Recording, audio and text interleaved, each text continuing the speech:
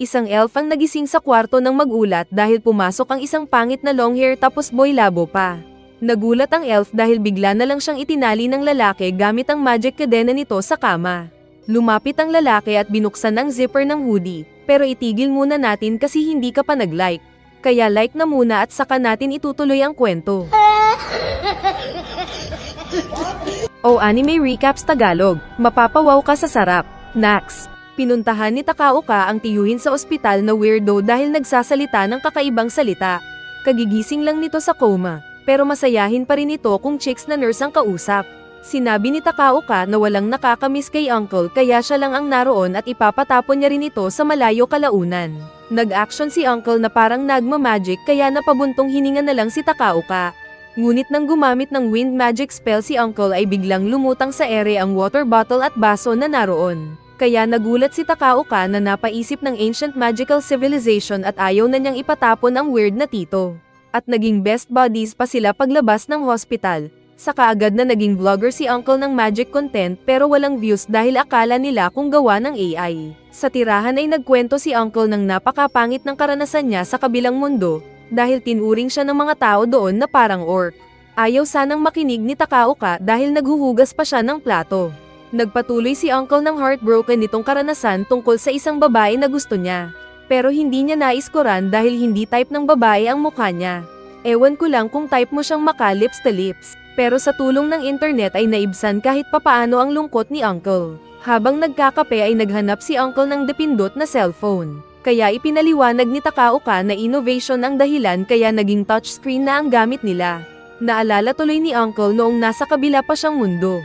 Gamit ang magic ay nakikita nila ang pangyayari gamit ang isang monitor. Nag-imbento noon ng water source si uncle gamit ang ilang spell cards doon. Akala ni Takaoka kung naging sikat ang tito sa kabilang mundo. Pero pinagkamalan siyang demonyo ng mga tao at gusto siyang bitiyin at sunugin. Ngunit pinaglaban naman siya ng babaeng ng heartbreak sa kanya. Dahil pwede silang mag-spectate mode ay nagagawa ni uncle na makita ang pangyayari at live view pa ito. Nakita ni Takaoka na isa palang elf ang naging crush ni uncle kaya nagandahan din siya dito na parang ikaw lang kapag nakikita mo ang crush mo. Naalala ni uncle ang sinalihan nitong subasta ng cellphone na agad nilang sinilip. Nanalo naman sila, kaso ay mas mahal pa ang delivery kaysa yung cellphone at mula sa isang remote island pa ang gamit. Kaya na-depress si uncle na nagpahulog na lang bigla sa bintana na parang magpapakamatay na.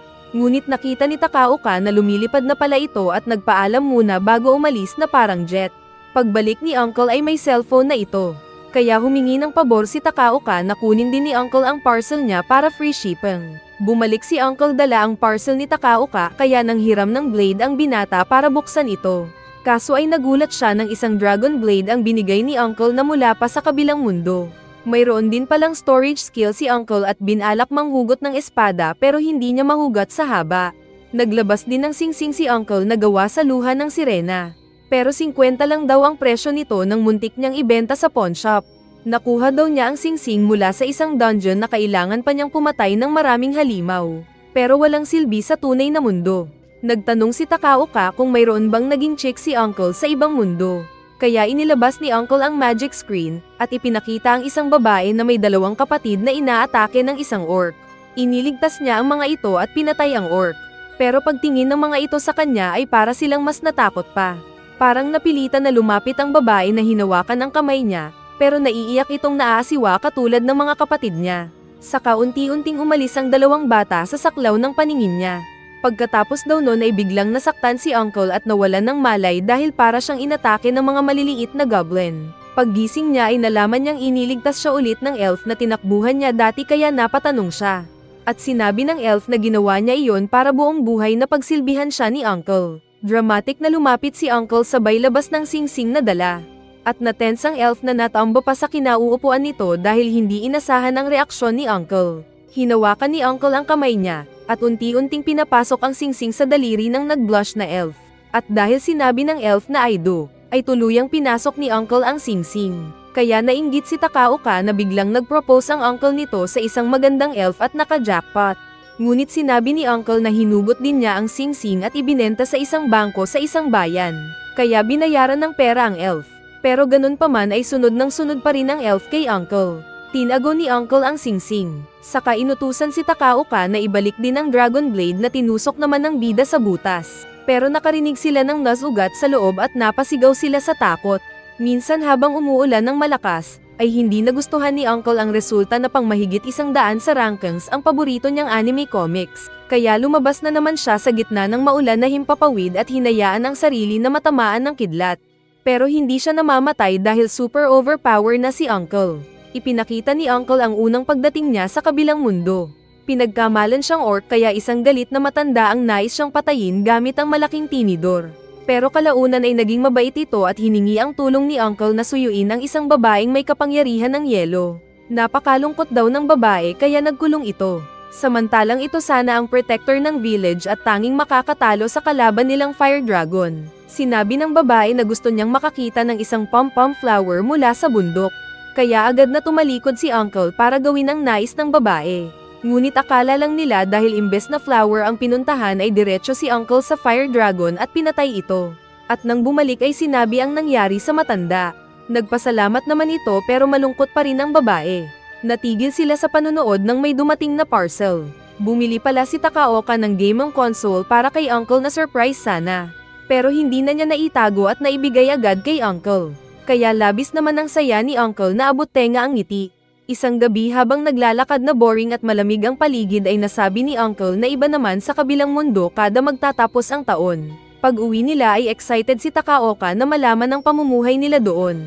At binuksan ni Uncle ang screen at ipinakitang mayroong fiesta at nagsasaya ang mga tao. Masarap din daw ang pagkain. Kaso ay introvert ang Uncle kaya natulog na lang sa kwarto. At nabitin tuloy si Takaoka dahil walang ginawa sa fiesta ang tito kundi matulog sa kwarto nito. Habang naglalaro ng Street Fighter ay pinilit ng nabitin sa kwento na Takaoka si Uncle kumanta kung nag-chicks ba ito sa kabilang mundo. Kaya ipinakita ni Uncle ang kaganapan sa kwarto.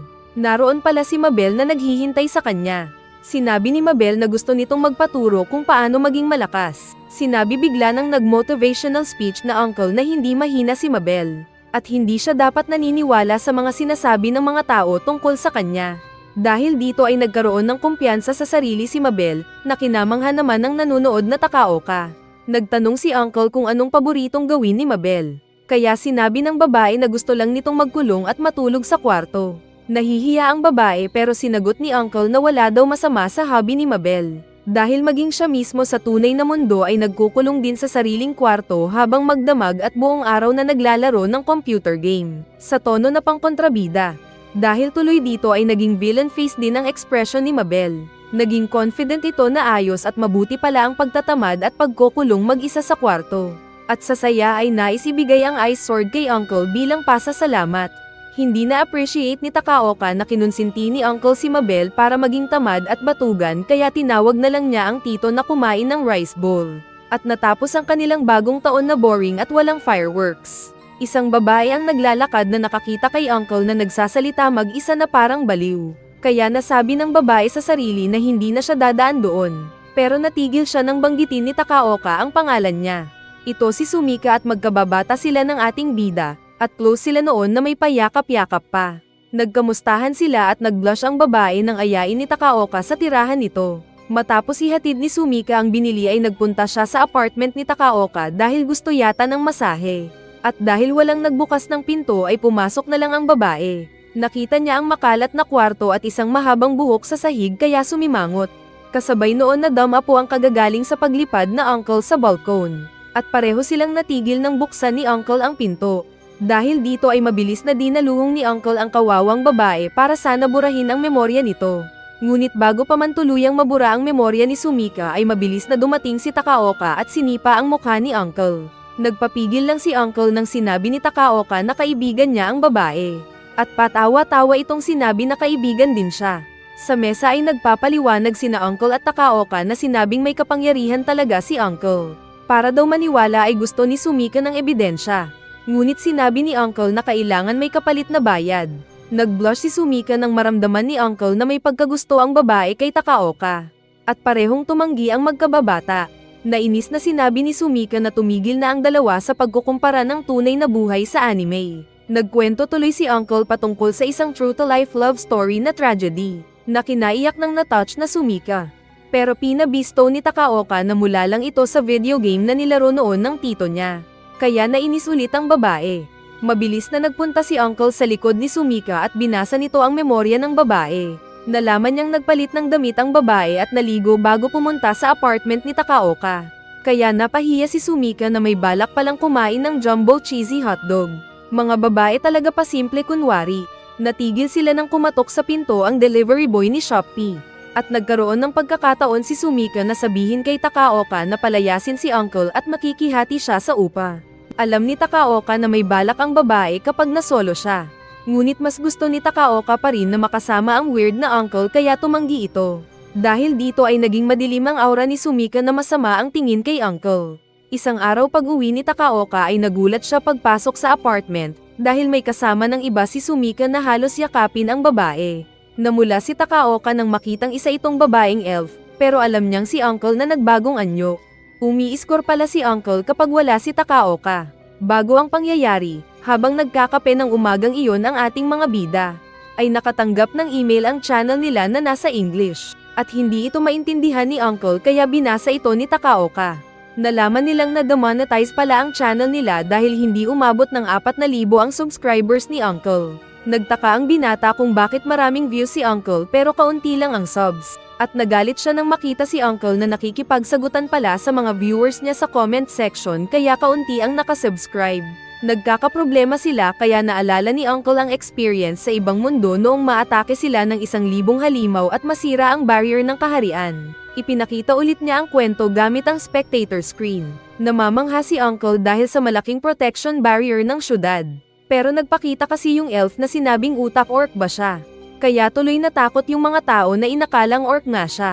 Pero sinabi ng elf sa mga tao na mukhang orc lang ang bida pero tao. Sinabi ng elf kay Uncle na matibay daw ang barrier na nagsisilbing protection nila sa maraming mga halimaw sa labas. Inilabas bigla ni Uncle ang 2 espada at tinusok ang barrier sa itaas. Dahil dito ay nabasag ang barrier na parang gawa lang sa bote. Dahil sa pagkasira ng barrier ay nagsigawan ng mga tao. Lalo na nang may dumungaw na Attack on Titan na iisa ang mata. At isang ice dragon na dambuhala. Napakamot na lang si Takaoka na nagtanong kung bakit ito ginawa ng tito. At sagot ni Uncle na testing lang kung mabubutas ang protection. Nagdatingan ng sangkatutak na higanti na iisa lang ang mata. Kasama ng pinaka-boss nilang ice dragon. Alam ni na Uncle at Elf na matatalo ang bayang iyon kahit makipaglaban sila.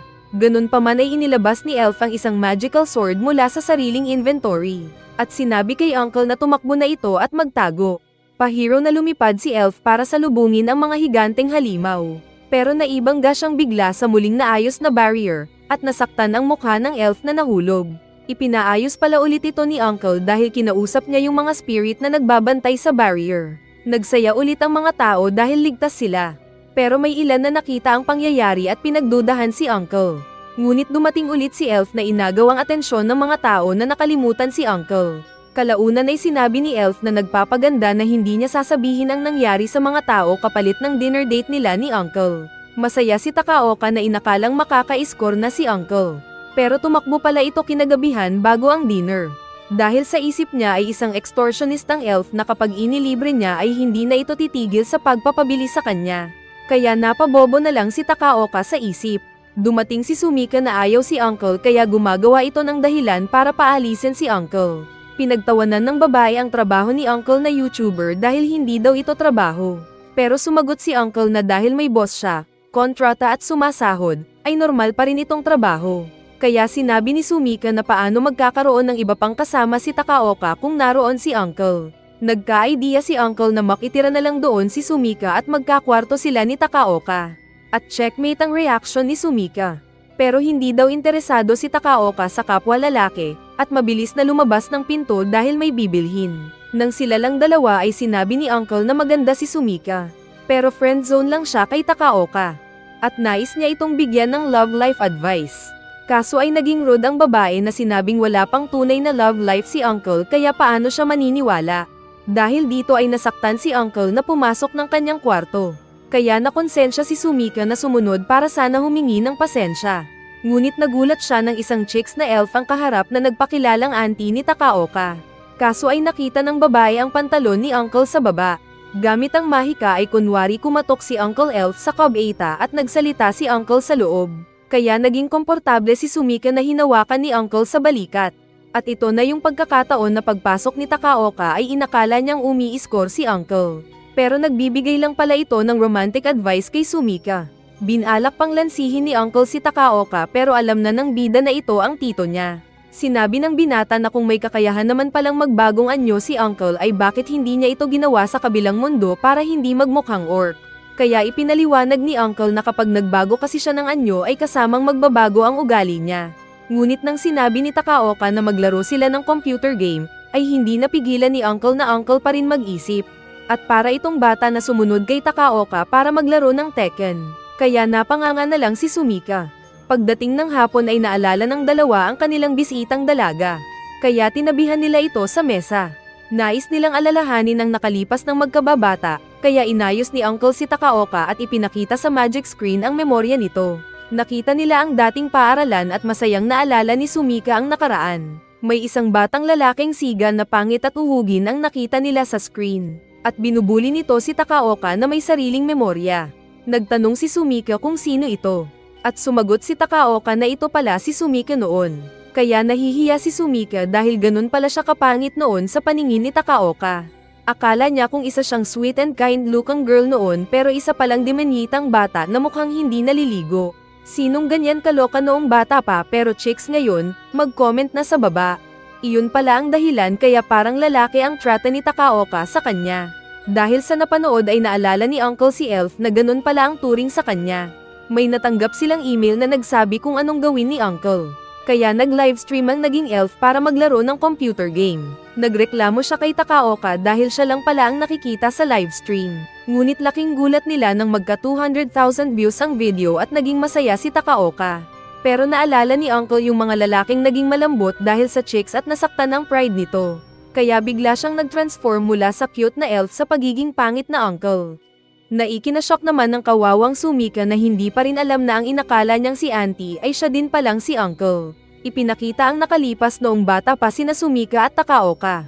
May dinala noon na magazine si Takaoka sa school pero inagaw ito ng dalawang bully. Ngunit dumating ang mas pangit at bully na Sumika noon at binuli naman ang mga bully. At mas lalong napahiya si Sumika. Kaya naman kinuha nito ang cellphone at ipinakita ng maging babae na siya sa high school. Saka ipinadala pa nito ang sexy at erotic na picture nito kay Takaoka. Ngunit binura lang ito ng lalaki na nakita ni Uncle. Lumabas si Takaoka para bumili ng coffee beans, dahil masarap daw yung kape nila. Pagkaalis ni Takaoka ay sinabi ni Uncle na sexy ang picture ni Sumika kaya na-excite ang babae na natabig ang kape ni Uncle. At dahil concern ay agad na nag-magic ng eyes si Uncle pero tumigas tuloy si Sumika. Gagawa pa sana ng Hellfire spell si Uncle pero natakot na si Sumika na pinatigil si Uncle. Kaya tumigil naman si Uncle pero nabasa na at nilalamig ang babae. Umalis muna si Uncle samantalang naligo si Sumika. Ipinagamit sa kanya ang damit ni Takaoka at nag-imagine siya na makita sana siya ng crush. Pero nagulat naman siya nang pumasok bigla si Takaoka na nakita ang legs niya. Kaya napahiya ang babae na naupo, samantalang umalis ang feeling nahihiya na lalaki. Kalaunan ay pinasok ni Sumika ang kwarto ng lalaki at naupo sa tabi sa kama.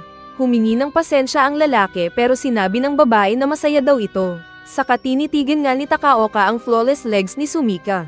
Saka nagpasalamat na naiiyak pa dahil sa pagiging mabait daw ni Sumika sa kanya tulad ng dati. Akala ng babae kung kainan na.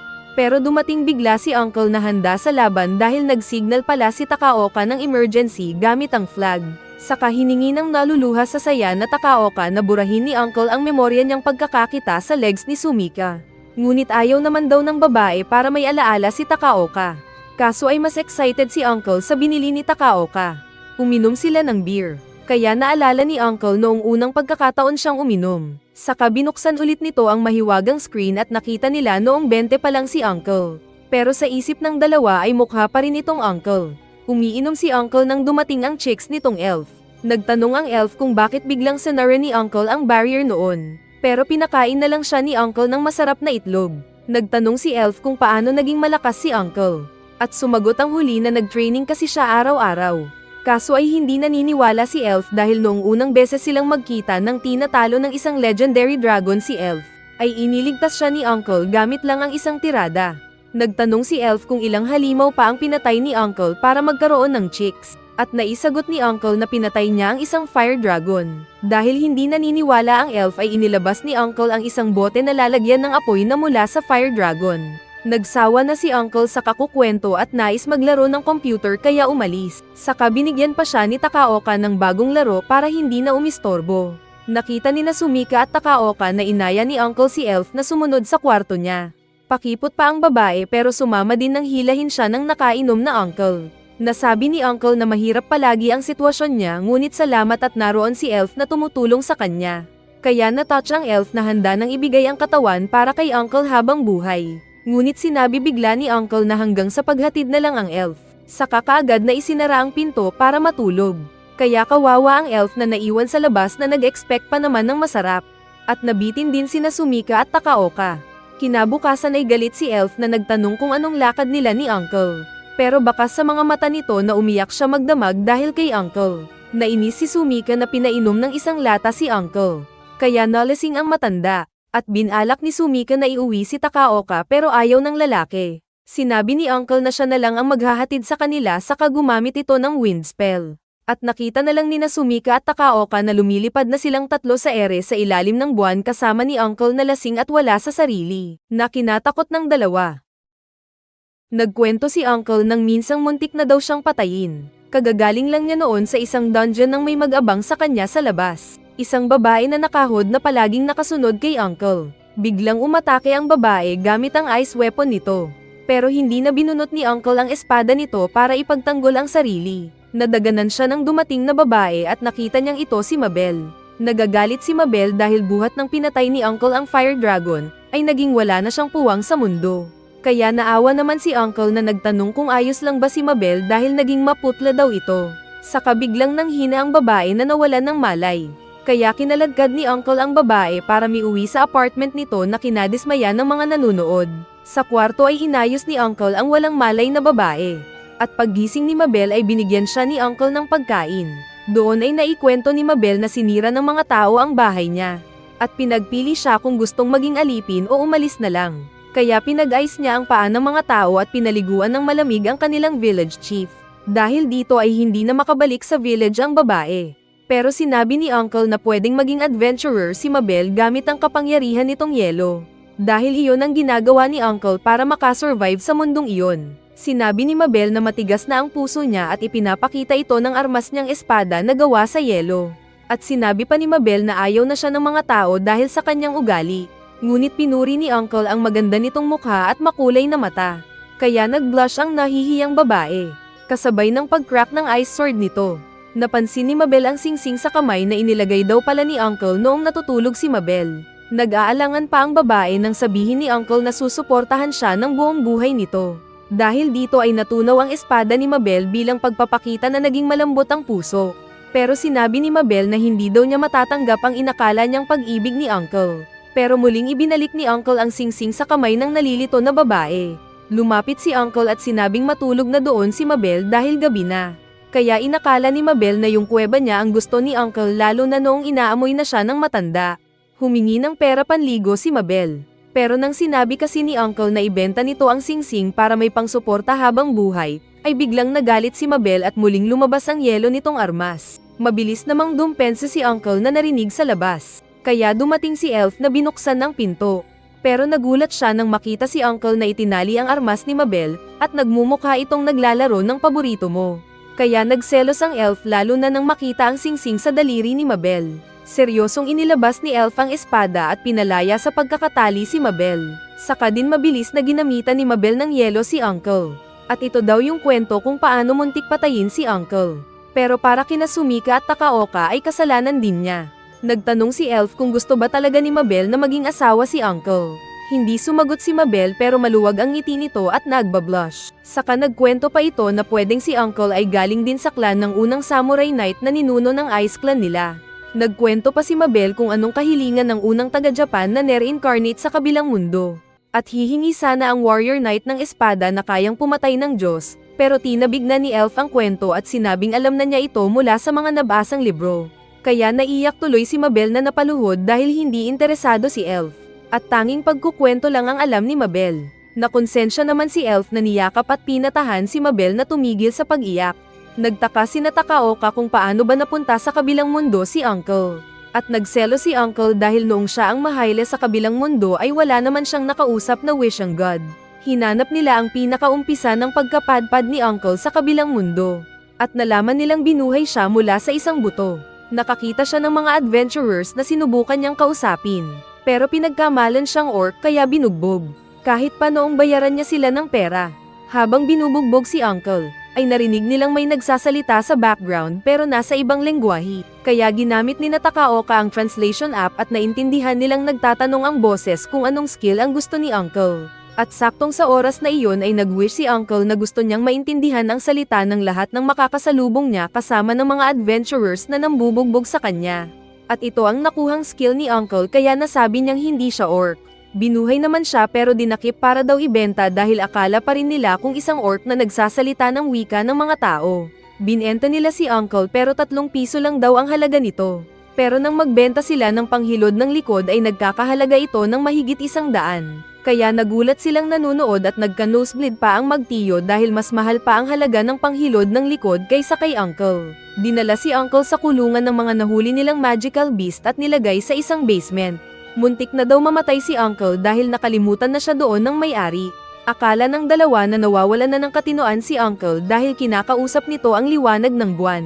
Pero feeling ni Uncle ay tinatawag siya ng liwanag na kanyang nilapitan at nagawang mahawakan. At ginawa itong light sword para sirain ang bakal na rehas kaya siya nakalaya.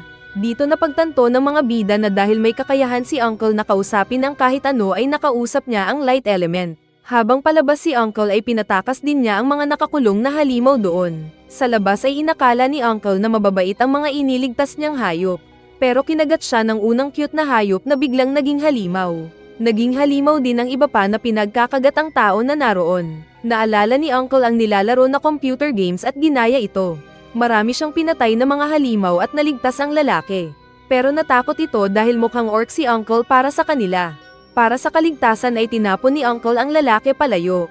Saka din muling ginamit ang bagong skill para patayin ang lahat ng klase ng mga halimaw na naroon. Pagkatapos ng laban ay kinatay ni Uncle ang mga halimaw at ginawang inihaw kaya siya nabusog. Aalis na sana ang dalawa pero sinabi ni Uncle na may mas exciting pa siyang karanasan. Kinalaban ni Uncle ang isang poisonous na dragon na kalaban ng elf. Sa isang tirada lang ni Uncle ay tigok agad ang dragon.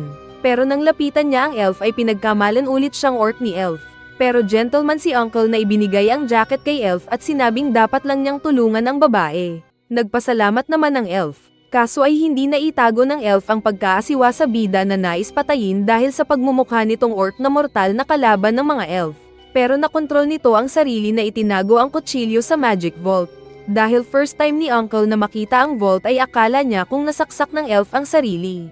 Kaya sinilip ni Uncle ang katawan ng babae na pilit tinatago ang katawan kay Uncle. Pero nakita na ni Uncle ang flawless nitong skin at hinahanap pa rin ang sugat ng elf. Kaya nagalit ang babae na tinawag na baboy talaga si Uncle. At maging yung dalawa ay pinag-isipan siya na hentai. Nagtanong si Sumika kung anong nangyari noong nabalot ng yelo si Uncle. Kaya nakwento ni Uncle na nagising na lang siya sa kama na kasama sina Elf at Mabel na pinapainit ang katawan niya para hindi mamatay. Niyakap ni Mabel si Uncle habang nananaginip kaya nagselos si Elf. Pero umiyak ang Ice Lady dahil sa stress at problema kaya naawa si Elf. Habang tulog ay sinisigaw ni Mabel na ayaw niyang magtrabaho at gusto lang maging batugan. Kaya binatukan siya ni Elf at nagising naman si Mabel. Nabisto na nila ang totoo na ayaw pa rin nitong magtrabaho kaya sinabi ni Uncle at Elf na ibenta nito ang singsing pang sustento sa sarili. Naisip pa ni Uncle na pwede namang alagaan muna ni Elf si Mabel dahil may pera naman ito. Kaso ay inilagay na ni Elf lahat sa bangko ang pera nito. Ganun pa man ay naging interesado si Mabel na maging alalay ni Elf. Tinawag sila ni Uncle para kumain sa labas at libre niya kaya kumain nga sila. Hindi pa pala sila magkakakilala kaya formal na nagpakilala si Mabel saka din nagtanong kung sino ang mga kaharap. Pero ginamit ni Uncle ang pangalan ni Majinbo at ang misyon niya ay nais niyang umuwi sa tunay na mundo. Ayaw daw kasing sabihin ni Uncle ang tunay na pangalan sa mga strangers kahit 3 taon na niyang kilala si Elf dahil galing siya sa tunay na mundo na maraming hacker at scammer na magnanakaw ng pagkatao. Sinabi ni Uncle na papasok daw siya sa isang dungeon kung saan pupunta ang ilang legendary hero para din kumita ng pera. At nais sanang sumama ni Mabel pero dahil tulog siya sa araw at gising sa gabi ay matutulog daw muna ito sa kasasamahan si Uncle kalaunan. Marami pa silang pinag-usapan na kanilang gagawin sa araw na iyon. Pero naging plano lang pala ang mga ito tulad ng plano niyong outing na hindi natutuloy. Ito ay dahil magkakaiba sila ng gusto at sa huli ay nagkahiwalay din sila at nagkanya-kanyang lakad.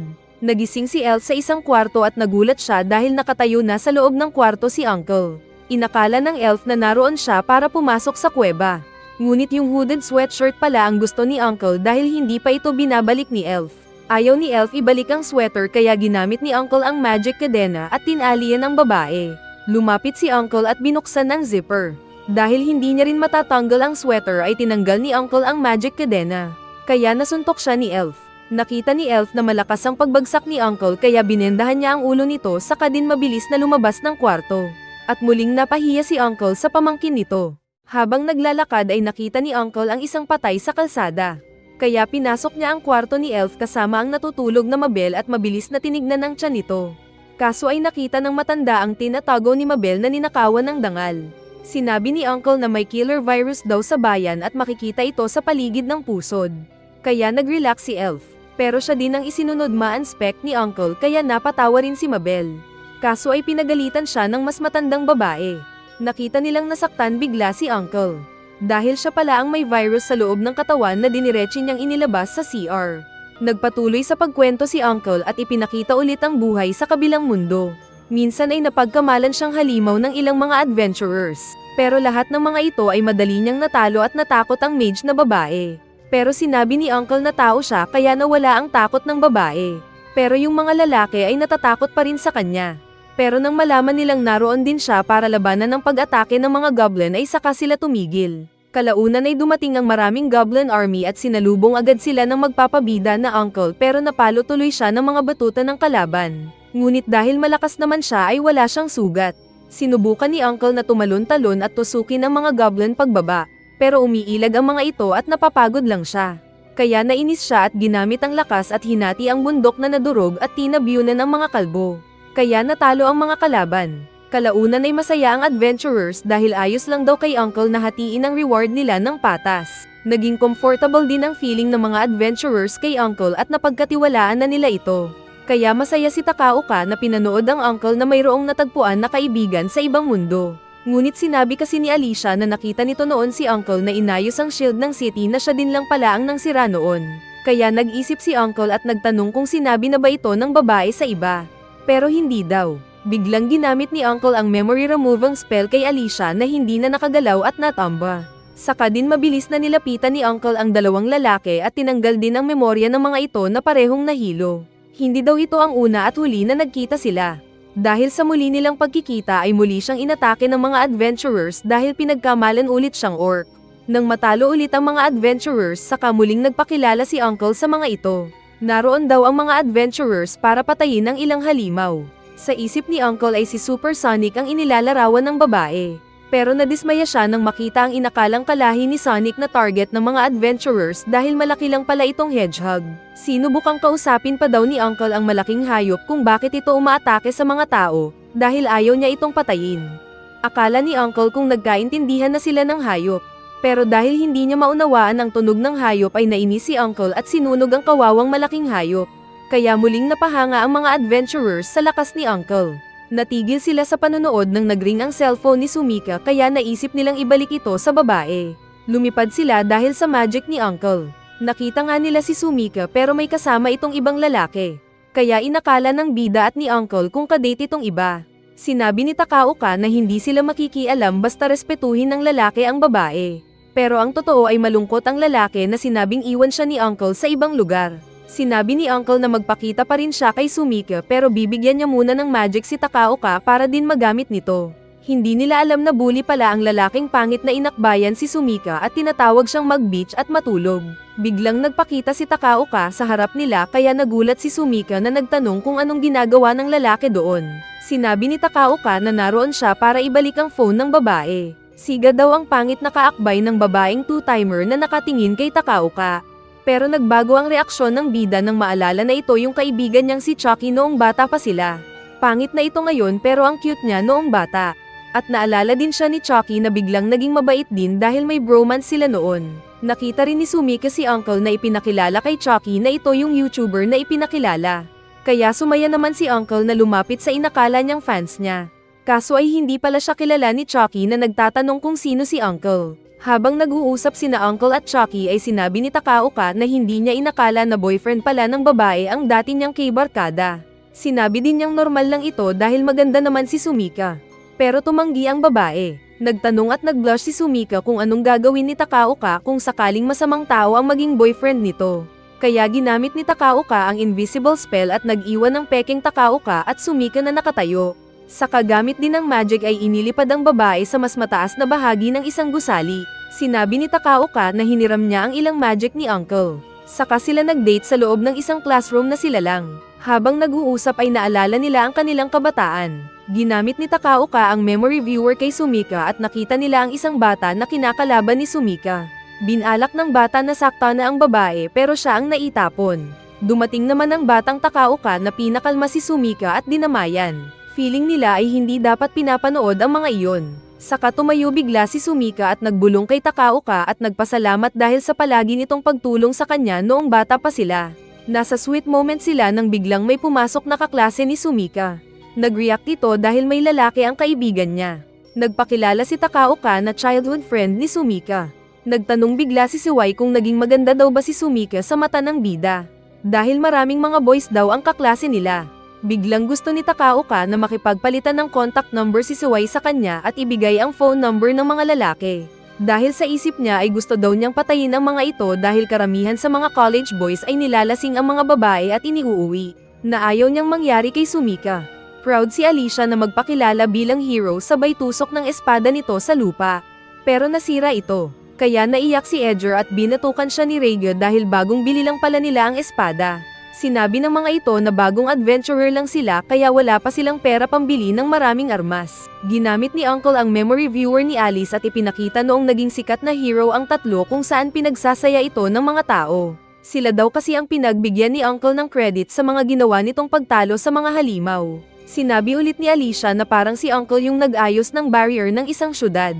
Kaya nagalit ulit si Uncle na handang mang-erase ng memory. Pero joke lang daw ng babae kaya naligtas ang utak nito. Kalaunan ay nagpunta ulit silang tatlo sa isang dungeon. Pagpasok nila ay pinatigil ni Uncle ang mga kasama. Saka din nagusal ng magic spell si Uncle at napunta sila sa isang digital world. Nagbukas ang shortcut na pinto na kanilang pinasok at sa loob ay nakita ang final room. Naroon daw ang malakas na magic staff na agad kinuha ni Uncle at ibinigay kay Alicia. Pero hindi kasi nag-like ang dalawang kasama na malungkot na sumigaw ng yehey. Kaya tinanggal ni Uncle ang memory nila na nakatulog. Pati si Alicia ay hindi rin ligtas na tinanggal ni Uncle ang memorya nito na kinainis ni Sumika at Takaoka. Ipinaliwanag ni Uncle na nagbago ang isip nito at gustong magka-experience ang tatlong adventurer bago makuha ang magic item sa final room. At muli pala silang pumasok ng dungeon gamit ang normal na daanan kung saan may mga balakid na kanilang nilabanan. Narating nila ulit ang final room at nakuha ang magic staff kaya masaya ang tatlong adventurers. Nag-alala sina Sumika at Takaoka dahil balak ulit ni Uncle na tanggalin ang memorya ng tatlong adventurer dahil gusto nitong silang tatlo lang ang lumaban sa dungeon. Pero nang magpasalamat si Alicia sa tulong ng tatlong kasama, ay natigilan si Uncle na nagbago ang isip. Nagpaalam ito na pupunta ng capital city. Pero bago pa siya umalis ay binigyan muna siya ni Alicia ng tatlong hilang spell cards. Kaya masaya si Uncle na umalis. At maging sina Sumika at Takaoka na nanonood ay napahanga kay Uncle. Pagkatapos iwan ni Uncle ang mga adventurers ay pinuntahan niya ang isang boss ng mga mandirigma. Tinali niya ang captain na tinanggalan ng helmet. Saka hinalungkat ang sekreto sa utak ng captain gamit ang kapangyarihan at nalaman ng pakikipag-meeting nito sa mas mataas na leader ng capital. Samantala ay humingi ng pera ang isang pari kay Ricardo para sa pagpapatayo nito ng simbahan. Naisip ni Ricardo na gawing collateral damage ang pagkapatay ng tatlong adventurers na sina Alicia sa mga sumusugod na grupo ng mga goblin. Hindi nila alam na ito yung pinatay na ni Uncle kanina. Nagpakita bigla si Uncle na hinawakan ng ulo ni Ricardo. Nais atakehin ng knight ang bida pero ipinakita ni Uncle ang nakaraan sa isip ng boss at nalaman ang balak nitong pag-sacrifice sana sa mga heroes. Saka nagdahilan pa ito na gusto ng tatlong adventurers magbuwis buhay at pinagbigyan lang sila ni Ricardo. Biglang nagliwanag si Uncle na pinalibutan ng mga sundalong nakadamit ng bakal. Sinabi ni Uncle sa dalawang nanonood na tinawag daw nito ang pinakamalakas. Pero lumabas ang isang mas pangit na lalaki kay Uncle na kinagulat ni Takaoka at Sumika. Nilapitan ng pangit si Ricardo at bago pa makapagsalita si Ricardo ay sinampal ito ng pangit sa kapinagalitan ng general. Kada magdadahilan ito ay sinasampal sa kapinapagalitan ng pangit kaya sa huli ay nakinig si Ricardo. Nakialam ang knight na si Mira at sinabing tinulungan siya noon ni Ricardo laban sa mga goblin. Pero sinampal din siya ni Uncle at pinagalitan kaya nagtago ito sa likod. Kaya hindi makapaniwala ang mga audience. Sinabi ni Ricardo na kailangan ng kaharian ang mas maraming pera. Na-bankrupt daw sila dahil sa pagkamatay ng Red Dragon na kinatatakutan doon na negosyo sana para sa mga adventurers na namamatay. Kasama pa ang pagkasira at muling pagkaayos ng barrier ng bayan na hindi nila alam na si Uncle ang mastermind. Dahil guilty si Uncle ay natigil din maging ang disguise nitong pangit. Biglang dumating si Mabel na tinapon ang pangit na handa ng patayin. Ngunit nang maging ito si Uncle ay biglang natunaw ang yelo na armas ng babae. Naglaban sina Mabel at Uncle gamit ang kani-kanilang mga malalakas na ice power versus fire shield.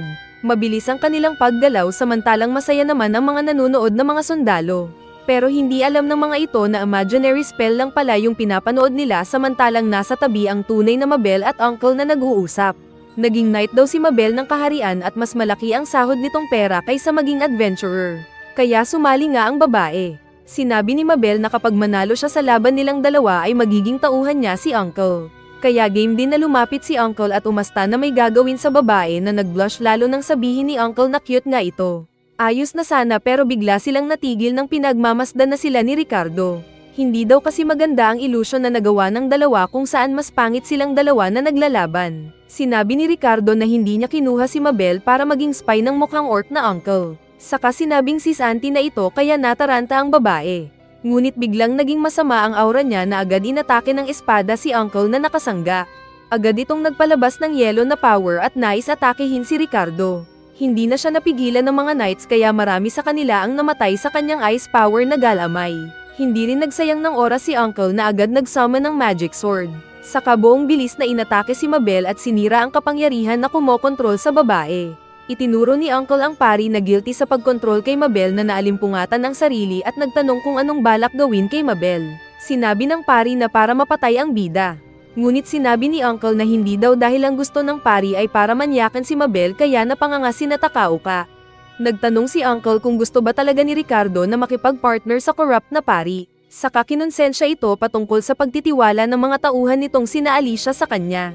Maging ang mga knights ay nais ding maligtas ang mga heroes nilang adventurers. Kaya napaisip ng matindi si Ricardo na inamin na gusto na sanang maging masama. Pero nang makita niyang nagbago ulit ang mukha ni Uncle na yung kinatatakutan niyang teacher, ay pumayag siya sa paggawa sa malinis na paraan na kinasaya ng lahat.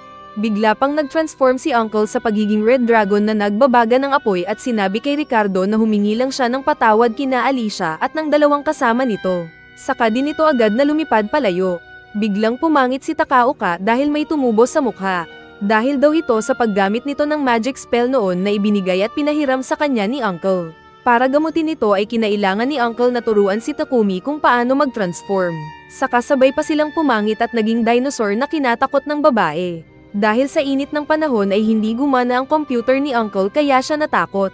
Gumamit si Sumika ng electric fan saka nagbigay ng ice cream sa dalawang mabilisang pagkain dahil sa init. Biglang naisip ni Sumika na gamitin ni Uncle ang ice magic sa kwarto para lumamig. Kaya ginawa naman ito ni Uncle at naging masaya ang dalawa. Sinabi ni Takaoka na nakakatanggal stress daw yung pagiging dinosaur nila. Pero binawalan sila ni Sumika na mag-transform. Nagtanong ang babae kung ano ang mga spirits kung saan nanggagaling ang power ni Uncle. Naisip ni Takaoka na baka mukhang chicks ang mga ito tulad ng Isekai series. Ngunit sinabi ni Uncle na wala daw mukha ang mga spirits dahil naririnig lang niya ang mga ito. Saka sinabing sa oras na iyon ay naririnig niya ang boses ng spirit na humingi ng ulo ng isang baka dahil sa paggawa nito kanina ng ice fan sa loob ng kwarto. Sinabi ni Uncle na kailangan daw ng exchange sa paghingi ng tulong sa spirit dahil kung wala silang ibibigay ay baka pagyaluhin nito ang buong mundo sa loob ng 6 na buwan. Dahil mahal ang isang baka ay kinuha ni Uncle ang tuna sa ref dahil sinabi daw ng spirit nitong kakilala na pwede din itong kapalit ng baka. Saka pa naging mga dino ulit ang dalawang lalaki na kinatakot ni Sumika na nagtago sa ilalim ng mesa. Kalaunan ay sinabi ni Uncle na delikado daw kapag tumagal sa pag-transform sa dragon dahil baka maging permanente na ito. Sa kagamit ang screen ay ipinakita ni Uncle na noong maging dragon pala siya ay nanatili siyang ganoon sa loob ng 1 buwan. Dahil daw sa takbo ng pag-iisip ng dragon ay mas nagustuhan ito ni Uncle na biglang natalo ang kanyang pag-iisip na tao. Dragon na sana siya pero dumating si Elf dala ang malakas nitong espada at sinaktan ang dragon. Sabay pakita ng singsing nito na bigay ni Uncle. Gusto ni Elf na maibalik si Uncle sa pagiging tao dahil nalaman niya ang balita ng isang orc na naging dragon.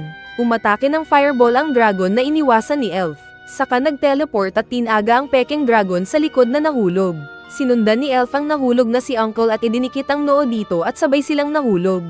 Dahil doon ay naging tao ulit si Uncle na masarap ang higa sa unan nito. Masaya na sana si Elf nang biglang dumating ang grupo ng kung saan nakautang ang pamilya ni Elf. Sinabi ng leader na kapag ibinigay ni Elf si Uncle sa kanya ay bayad na ang utang ng babae. Nalaman din ng mga bidang nanunood na prinsesa pala ng mga elf si Elf. Pero pinagtatawanan ng prinsesa ng mga nang mamaliit na mga sundalo sa kanya. Naiinis si Elf na gusto sanang gamitin ang magic sword sa mga kaharap.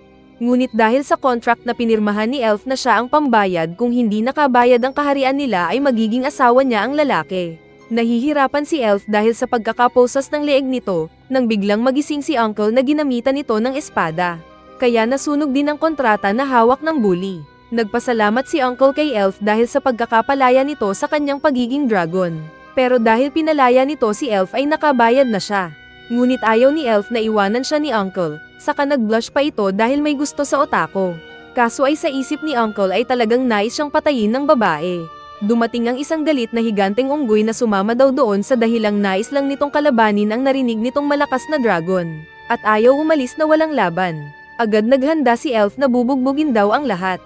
Pero natigilan sila nang ipinasuot bigla ni Uncle sa daliri ni Blondie ang isa pang singsing na mahalaga daw sa kanya bilang pambayad sa utang ni Elf sa kanya. Dahil dito ay biglang nagalit si Elf na nag-Super Saiyan dahil sa selos. Samantalang natigilan ang lahat maging ang higanti dahil sa ginawa ni Uncle. Nasira ang kinatatayuan ni Elf dahil sa lindol at bago pa siya mahulog ay tinalon siya ni Uncle na concern sa kanya at pareho silang nahulog sa isang swamp. Pinalakpakan naman ng mga tao nito si Blondie dahil sa bagong singsing nito na hindi niya matanggal sa daliri dahil masikip. Kaya galit na sinabi ni Blondie na umalis na sila doon dahil sa pagkakapahiya. Ipinaliwanag ni Elf na umutang daw siya kay Blondie para may pambayad sa singsing na ibinigay ni Uncle sa kanya. Pero nang sinabi ni Uncle na maganda na daw si Elf kahit wala ang singsing nito ay natigilan ang na-conscious na Elf. Dahil pareho silang nadumihan ng putik ay sinabi ng Elf na may hot spring sa malapit kung saan sila pwedeng maligo. Nang masabi ni Elf na karamihang adventurers doon ay isang beses lang maligo sa isang buwan ay naasiwa ang mukha ni Uncle. Kaya pinalo-palo siya ng babae sa balikat at napatakbo na lang si Uncle.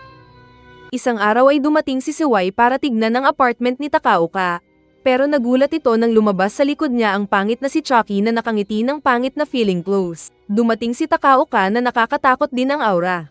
At mas nag-alala ang babae dahil sa pinag-uusapan ng dalawa na babae na ginawa nila ng video online. Pero isang insekto pala ang tinutukoy ng dalawa. Kaya pagpasok sa loob ay nag-alala agad si Siwai para kay Sumika na sinabihan niyang umalis na ito at siya na ang bahala sa mga lalaki na nagpo-post ng malalaswang video online. Nakita pa ni Siwai ang mga ulo ng fish na offering ng mga bida sa mga kasama ni Uncle na spirits. At nang marinig ni Siwai ang salitang spirits ay natakot ito na agad hinila si Sumika na umalis. Pero saktong pumasok si Uncle na parang horror, at paglingon at pagngiti pa nito ay mas natakot si Siwai. Agad na sinabi ni Siwai na huwag silang isama sa mga fanatics ni Uncle. Akala ni Uncle kung yung YouTube niya ang sinasabi ng babae kaya sumagot siyang wala naman siyang masamang ginagawa. Sa isip ni Siwai ay ang mga video ng mga babae na narinig niya kanina ang tinutukoy ni Uncle kaya mas natakot ito. Pero kalaunan ay napakamot ang babae nang malaman na YouTuber pala si Uncle. Dahil tinitignan ni Sumika si Takaoka na nakatayong parang ginto, ay napagtanto ni Siwai na gusto ito ng babae. Lumapit si Siwai kay Takaoka at ipinakita ang mga litrato nila ni Sumika noong nagkasama sila para malaman kung manyak ito. At natakot siya dahil harapan na na-zoom ni Takaoka ang boobs ni Sumika. Pero yung lalaki sa likod pala ang tinitignan ni Takaoka. May isa pang litrato na si Siwai naman ang na-zoom ni Takaoka na kinabahala ng babae. Pero yung lalaki pala sa likod ng payong ang tinitignan ng bida. Naalala ni Siwai ang batang Chucky na kilala din niyang cute noong bata. Pero nagulat siya nang tinuro ito ni Takaoka na yung kasama nilang lalaki sabay lapit at ngiti pa nito sa kanya. Lumapit si Uncle kay Suway at bigla na lang nitong binuksan ng memory viewer sa harap nilang lahat. Agad na pinigilan ni Sumika at Takaoka si Uncle at sinabing itago ang magic nito. Napagtanto ito ni Uncle at binalak na ma-erase ang memorya ni Chucky at Suway. Pero mabilis siyang hinawakan ni Takaoka samantalang hinila ni Sumika sina Suway at Chucky palabas ng pinto habang pinapaliwanag na Nintendo yung nakita nilang screen. Muli silang nanood sa experience ni Uncle sa kabilang mundo. Excited ang dalawa dahil naliligo sa hot bath ang nasa screen. Pero nadismaya sila dahil si Uncle lang pala ang naroon na paulit-ulit ang ginagawa kaya pina-fast forward nila ang palabas. Nakita nilang nakadamit na ng kimono ang elf kaya nagreklamo ang dalawa na hindi ipinakita ni Uncle ang nangyari. Kaya flashback ay ipinakita na naglakad magkasama ang dalawa at napunta sila sa isang bathhouse na Japanese ang sulat sa logo. Saka nagulat si Uncle dahil may kapareho din pala siyang nagmula sa ibang mundo. Nagtanong si Uncle kung nasaan na ang may-ari nito. Ngunit sumagot si elf na patay na daw ito. Pumasok sila sa bathhouse at natakot ulit ang mag-ina ng innkeeper dahil sa itsura ng bida. Kaya naiinis ang bida. Sinabi ni Sumika at Takaoka na mas humble daw si Uncle sa Japan. Kaya sumagot si Uncle na tao kasi ang tingin ng mga tao doon kaya madali lang magpakabait. Hindi tulad sa kabilang mundo na orc ang palaging pagtrato sa kanya. Pagkatapos na nilang maligo ay naglakad sila patungo sa isang kwarto. Aalis sana si Uncle patungo sa iba pang kwarto ng bathhouse pero pinigilan siya ni Elf na sinabing wala nang available na room kahit na sila lang ang bisita sa gabi na iyon. Magiliw na sinabi ng bata na may inihanda naman itong room para sa mga emergency. Pero bigla itong natakot na naiiyak nang lapitan siya ni Elf. Pag-alis ng bata ay muling masaya si Elf na kinausap si Uncle at pumasok sila ng kwarto. May dalawang higaan sa sahig at excited humiga ang Elf. Pero hinila ni Uncle ang sariling higaan papasok sa isang closet at doon daw matutulog. Saka sinabihan ng good night si Elf. Naiinis si Elf dahil isang buwan daw niyang hinanap si Uncle. At natulog na lang siyang nakadapa na malungkot dahil walang magic na mangyayari sa gabing iyon. Pero nagulantang siya nang gapangin siya ni Uncle na sumunod pala sabay hawak sa paa niya. Minasahe ni Uncle si Elf na kunwari ayaw pero sarap na sarap naman ito. Mapupunta na sana sa parte na pinakaabangan natin. Pero biglang pinatigil ni Takaoka ang pangyayari at sinabing hindi daw ito pwede para sa mga batang nanunood na tulad mo. Saka natigil din si Uncle na gumamit ng magic para buksan ang pinto. Naroon pala sina Alicia at mga kasama nito na nakikinig ng Beng Beng Chocolate. Nagpalusot ang mga lalaki na si Alicia ang mastermind, kaya sinabi naman ni Alice na nais nilang malaman kung anong relasyon ni na Uncle at ng Elf. Kaya galit si Elf na parang papatay ang aura nito. Ikaw ba naman ang nabitin sa iyong pinakaaasam-asam na kayamanan at biglang hindi mo nakuha dahil lang sa kapitbahay mong tsismosa? Ngunit nang sinabi ni Alicia na nalaman na nilang couple sina Elf at Uncle ay biglang masaya ang ngiti ni Elf. At pinuri-puri din nito ang hero na masaya din. Ibinigay ng mga lalaking adventurers ang share na pera ni Uncle na agad nitong ibinulsa. Hindi na daw kailangan bilangin ni Uncle ang pera dahil mga friends naman niya ang mga adventurers. Kaya nagbago ang ekspresyon ng mga ito na naging masaya. Nagyabang naman si Elf kay Alicia na si Uncle daw ang nagsuot ng singsing sa kanya. Saka nagtanong kung sino sa dalawang adventurers na lalaki ang magiging kasintahan ni Alicia na kinabahala ni Alice. Pero walang interest ang dalawang lalaki dahil kababata naman nila si Alicia. At feeling ni Sumika ay ganun din ang sitwasyon nila ni Takaoka. Ipinakita ni Alicia ang staff na kinuha nila sa Dungeon of Black Magic. Pero hindi na ito black dahil pininturahan na ito ni Alicia para gumanda kaya nadismaya si Elf na gusto sanang makita ang original na disenyo nito. Nasabi ng dalawang lalaki na para sa kanila na walang magic ay kinailangan nilang magpalakas ng fighting skills para lumakas. Ayaw nila itong ipakita kay Uncle kaya ginamit ni Uncle ang Mind Reader Tube at pinanood ang training ni Nariaga at Edger na parang naglalaban sa Capcom. Nakita ni Elf ang sampayan nilang artifact kaya naging interesado ito. Iniwan daw ito ng mga adventurers sa malayong bundok kaya agad na inilabas ni Elf ang jetpack nito. Saka din umalis agad. Nag-uusap sila kung ligtas ba si Elf, nang biglang dumating ang isang nilalang kasama ang nasusunog na paligid. Lumapit ang Attack on Titan na kinatakot din ng batang naroon na hindi makagalaw. Sinubukan ni Uncle na gamitan ng magic ang lumilipad na mga ibon sa itaas. Pero wala siyang magic. Nasil pala ang lugar na iyon ng magic kaya sinabi ni Uncle na bahala na ang mga mandirigma at aalis na siya. Tinulungan ni Alicia ang bata. Samantalang tumakbo si Uncle palayo at napakahina nito kung walang magic. Epekto daw iyon ng paglalaro ng ML maghapon na nakaupo lang at walang exercise. Feeling naman ni Nariaga at Edger na parang kaharap nila yung nag-inspire sa kanila para maging malakas na mandirigma. Sinabi ni Takaoka at Sumika na si Uncle ang tinutukoy ng dalawa kaya nang inagsasaya si Uncle. Ngunit nang sabihin ni Reiga at Edgar na ibang nilalang pala ay natigilan si Uncle na na-frustrate at umalis para daw umihi. Ngunit pag-alis ni Uncle ay sinabi ng dalawang mandirigma na idol din nila si Uncle. Kaya kahit sabihin ni Takaoka at Sumika na idol din siya ng dalawa ay naiyak na ito at nagkulong ng banyo. Ipinagpatuloy nila ang panonood at nakita nilang gumamit si Uncle ng wind magic paper na pinalipad siya sa ere, at ginamitan ng fire magic paper ang isang ibon. At bago siya bumagsak ay gumamit siya ng ice magic paper at ligtas na bumagsak kahit nakita ang puwet. Aatakehin sana siya ng isa pang ibon pero naletsin ito na nataman ng laser. Ito pala ay galing sa bundok na pinuntahan ni Elf para kunin yung bagong armas na Skullbard. Isa itong ancient artifact na nagbabago ng anyo na pwedeng maging espada at baril. Nagpapansin ito kay Uncle na hindi siya tinitignan. Nakabalik din si Uncle na nanunood at ipinaliwanag nitong yung mga ibon ang dahilan kaya hindi niya ma-access ang power ng mga spirits. May kakayahan daw ang mga ito na mag-bad breath ng hangin na kinatatakutan ng mga spirits, kaya hindi pa rin makagamit ng magic si Uncle. Pinuntahan ni Uncle ang mga kasama pero nakita niyang parang naging zombie sina Edgar at Reiga kasama ang bata. Dahil nasa ilalim sila ng kapangyarihang hipnotismo ng pangit na halimaw. Agad na pinaghilom ni Alicia ang sugat ni Uncle habang tumatakbo sila. Pero hindi daw niya kayang matanggal ang pagkakahipnotismo ng mga tao. Kaya agad inactivate ni Uncle ang ancient weapon na hawak ni Alicia at lumipad ito sa ere at nakulong sila sa liwanag. Nadaganan ni Uncle si Alicia na parang Samaritan position. Kaya hindi makapag-isip ang babae kahit na inuutusan na siya ni Uncle na gamitin ang power. Kaya ipinaliwanag ng babae na kailangan kasing huwag siyang anuhin ni Uncle para makapag-concentrate. Ginamit ni Alicia ang magic na pakikipag-isa ng isip kina Edgar, Reiga at ng bata gamit ang power ng magic staff.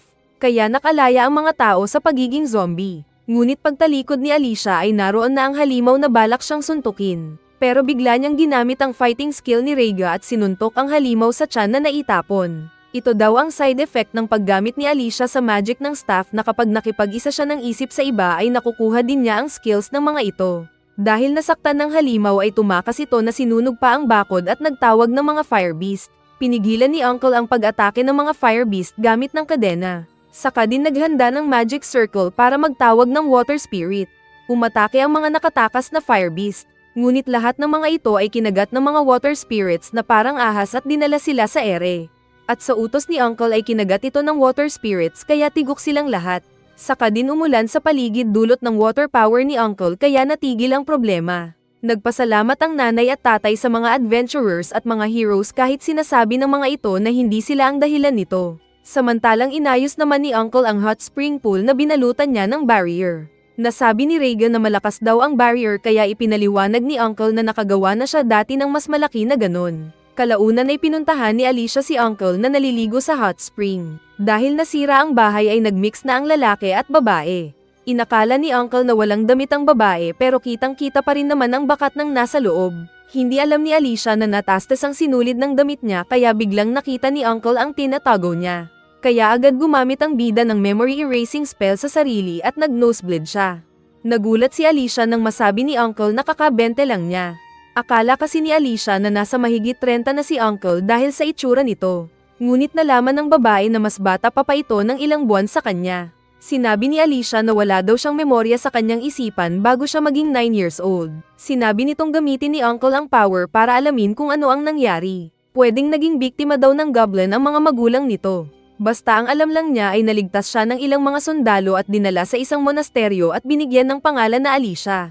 Nang malaman ni Uncle na mahalaga daw kay Alicia ang memorya ng babae, ay nasabi ni Uncle na 2 beses niyang tinanggal ang memorya ng babae. Noong kinalaban nila ang mga goblin, at noong nagpunta sila ng Black Dungeon at shortcut na kinuha ang ancient artifact na armas ng babae. Nasabi ni Alicia na dapat daw pala ang pagiging hero na title ay si Uncle ang may-ari. Pero sinabi ni Uncle na hindi pwede dahil ordinary lang siya. Sinabi ni Alicia na nakita nitong si Uncle ang gumawa ng barrier ng city. Kaya sumagot ang bida na siya din kasi ang nangsira nito in the first place. Ipinaliwanag ni Uncle na nagmula siya sa ibang mundo at sinubukan lang niyang sirain ang barrier ng city baka sakaling mabuksan ang isang portal pabalik sa mundo. Sinabi ni Alicia na alam niyang hindi masama ang bida. Ngunit ayaw na niyang gamitan siya ni Uncle ng pantanggal ng memorya, dahil mahalaga daw sa kanya na maalala ang tungkol kay Uncle. At maging si Uncle ay hindi din niya pwedeng tanggalin ang memorya tungkol sa babae. Napagtanto din ni Alicia na tinanggal ni Uncle ang memorya niya kanina sa nakitang kwan ng babae. Pero naging interesado ulit si Uncle at sinabing ma-replay nga ang memorya pero pinigilan siya ni Alicia. Dahil naging makulit si Uncle ay ipinasara ni Alicia ang mata ni Uncle at balak na tanggalin ang saplot para ipakilala si Jenjen na kalbo. Pero bago pa niya ito magawa ay biglang tumagos ang bala ng baril ni Elf sa barrier. Saka din pinagbabaril pa ng Elf ang kinaroroonan ng dalawa kaya tumakbo na si Uncle para magtago. Samantalang naiwan si Alicia na iniisip pa rin kung ano ang itatawag nito kay Uncle na nalaman niyang mas bata pala sa kanya. Inakala ng dalawa na noong pumasok si Uncle sa banyo kanina ay nagtampo ito at tinanggal ang memorya. Pero ginamit daw ni Uncle ang skill na pag-suppress sa nararamdaman nito. At tinuro din niya ito kay Takauka. Pero ayaw ni Sumika dahil gusto pa rin niyang main love ang lalaki sa kanya. Minsan ay inutusan si Uncle na puntahan ng isang umaawit na halimaw sa gubat. Napakalaki nito at dinig na dinig ang maganda nitong boses sa nagpupunta ng gubat. Ginamit ni Uncle ang magic at mabilis na tumakbo para tagpasin ang inakala nitong halimaw. Ngunit natigil siya at nabundol sa ice na nagkumpol-kumpol dahil si Mabel lang pala ang pinagkamalan nilang kumakanta na halimaw. Sinabi ni Mabel na umalis na daw siya sa pagiging knight kahit na maganda ang sahod dito dahil na-inspire siya kay Uncle. Delikado daw na tumira doon ang babae dahil sa mga nagkalat na mga halimaw sa paligid. Pero sumagot ang babae sabay pakita na may cloak ang device ito na kayang maging isang monster dog, na nilaro-laro pa ni Uncle ang ulo. Ipinaliwanag ni Mabel na tahimik ang lugar na iyon at mas gusto niyang tumira doon habang buhay. Ngunit biglang nagseryoso si Uncle na sinabing papatayin na lang niya ang babae kung mananatili doon. Natakot naman si Mabel na sinabing aalis na lang doon. Sinabi nitong malungkot na maging ang lugar na iyon ay iiwan din niya at hindi niya alam kung saan siya pupulutin. Kaya nag-bonfire ang dalawa at nagtanong si Uncle kung naibenta na ba nito ang singsing na bigay niya. Itinago pala ito ni Mabel at sinabing hindi ito ibebenta. Naisip ni Uncle na pwede namang maging maestro o mang-aawit si Mabel dahil maganda ang boses nito. Maganda rin siyang babae kaya pwede siyang makaipon ng malaki kung nasa Japan lang sila bilang isang entertainer. Nasabi ni Mabel na gusto nitong pumunta ng Japan. At gusto din ito ni Uncle pero hindi alam kung paano makakabalik pa uwi. Kaya natigilan si Mabel at malungkot na tinignan siya. Sinabi ni Mabel na kakantahan niya ang lalaki kahit na hindi siya sanay na kumakanta sa harap ng ibang tao. Nag-fast forward si Uncle sa mga practice ng kanta na tinuro niya kay Mabel. Kumanta nga si Mabel at narinig nila ang tunog na paborito ni Uncle. Ngunit napanganga ang dalawang mas bata dahil ang tunog ng arcade na kumyong ang pinakanta ni Uncle kay Mabel. Ngunit gustong-gusto ito ni Uncle na ginawang una ng legs ng chicks. Dahil dito ay naging mas masaya si Mabel at napakanta ito ng isa pang kanta na tinuro pa rin ni Uncle pero mas maganda ang tunog na kinarelax ni Uncle. Habang nasa ganun silang sitwasyon ay dumating ang mga sundalo na naisakta ng bida. Sinusundan pala nila si Mabel at nang gagalaw na sila ay bigla silang inatake ni Elf gamit ng makabago nitong sandata. Nasabi ni Uncle na tinulungan siya ng Elf ng gabi na iyon. Pero para kina Takauka at Sumika ay punong-puno ng selos ang mata ng Elf na pinagmamasdan sina Mabel at Uncle. Kalaunan ay nagpakita si Elf kay Uncle at galit ito na nagtanong kung saan pupunta sina Uncle at Mabel pag alis. Nasabi din nitong bakit kapag sina Mabel at Alicia ang kausap ni Uncle ay tinatawag niya ito sa pangalan pero siya ay hindi. Kaya sinabi ni Uncle na hindi naman kasi niya kilala ang pangalan ng Elf. Nainis daw si Uncle dahil tinawag ulit siyang walang alam ni Elf. Kaya sinabi din ni Elf na hindi kasi sinabi ni Uncle ang tunay niyang pangalan. Kaya sinabi ni Uncle ang tunay na pangalan. Isinulat din nito sa lupa ang pangalan sa Japanese. Dahil dito ay nawala ang galit ng Elf. Yosuke pala ang pangalan ng ating bida. Nagtanong ang bida kung ano ang tunay na pangalan ng babae at sinabi din ng Elf. Ngunit dahil sa haba nito ay hindi makayang masabi ni Yosuke. Kaya naiinis ang babae na tumalikod. Sinabi ni Yosuke na bibigyan niya ng nickname si Elf base sa pangalan nito. Ngunit ayaw daw ng Elf dahil pangalan niya iyon bilang isang royal blood na Elf. Pero ipinaliwanag ni Yosuke na ang nickname na ibibigay niya ay katawagan sa isang mamahaling bato sa Japan. Dahil ganun din daw kaganda ang mga mata ni Elf. Naging bola-bola na si Uncle. Try mo ring sabihin ito sa kaklase mong babae, tiyak na magiging mabait siya sa iyo. Pumayag naman ng hindi mapakali na Elf na tawagin siya ni Yosuke na Zoe. At sinabi ng babae na huwag daw silang magtawagan ng kanilang mga tunay na pangalan sa harap ng ibang makakarinig dahil secret lang nila iyon. At siya lang dapat ang nakakaalam ng tunay na pangalan ng bida. At masaya naman sina Sumika at Takauka sa nangyari. Lumabas si Mabel mula sa kakahuyan na binati sila. Agad nitong nakita ang singsing ni Elf na kinablush ni Elf. Nagtanong si Mabel kung anong ginagawa nilang dalawa doon habang hinihimas-himas ni Elf. Kaya tinuro ni Uncle ang destinasyon nitong shrine na naroon. Naisip ng dalawang babae na taga-ibang mundo lang ang may halaga ang mga shrine. Ginamit ni Uncle ang power at pinasabog ang shrine kung saan lumabas ang tagapagbantay nitong spirito. Inilabas ni Uncle ang mga magic powers nito at handa na daw mag-all-in para sirain ang nasa harapan. Ngunit pinatigil muna ni Takaoka at sumika ang video at nasabi sa Uncle na delikado ang pagsira sa mga shrine dahil nagdudulot ito ng calamity. Pero sinabi ni Uncle na ginagawa niya ito baka sakaling makabalik sa sariling mundo. Saka din nalaman ng dalawang mas bata na kasama pala ang iba pang shrine sa mga nauna ng sinira ni Uncle. Kaya naisip nilang baliw ito. Ginamit ni Uncle ang laser attack nito laban sa kalaban na halimaw pero hindi ito tinabla na muling nabuo. Sinabi ni Elf na divine magic daw ang kalaban nila kaya hindi ito pwedeng mamatay. Naglabasan ang mga halimaw na namatay sa lugar na iyon. Kaya inatake ito ni Elf gamit ang bagong skullbard nito at sumabog ang mga halimaw. Tumulong din si Mabel na patayin ang mga ito gamit ang kanyang ice power. Ngunit muli lang nabubuhay ang mga halimaw na kanila nang napatay. Sinabi ni Uncle na lalapitan niya ang mga ito para masunog.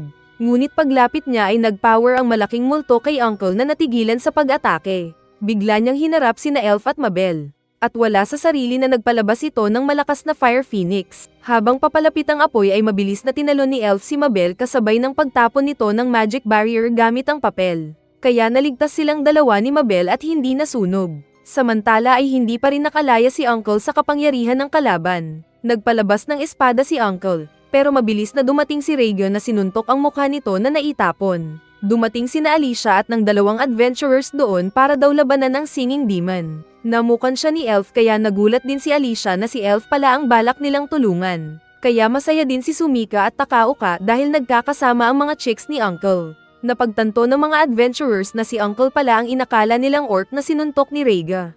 Lulunasan sana ni Alicia si Uncle pero sinabi ni Elf na nasa kontrol ito ng isang spirito na walang katawan kaya hindi nila matalo-talo. Dahil dito ay ginamit ni Alicia ang power ng staff para makipagpalitan ng pag-iisip kay Uncle. Hindi na siya napigilan ni Elf.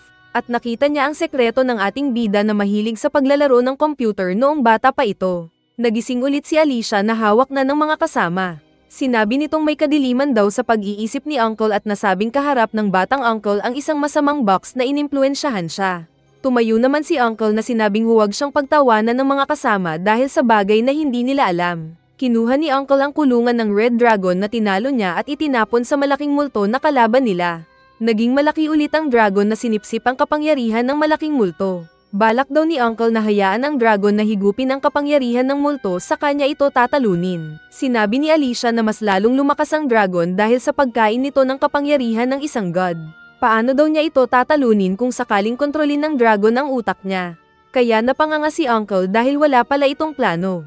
Nasabi na lang ni Uncle na gagamitin niya ang power ng God Freezing Sword ni Mabel. Pero nanginginig na pala si Mabel sa takot na natutunaw ang ice cream sword nito. Saka napatago sa likod ni Alicia dahil sa malakas na dragon.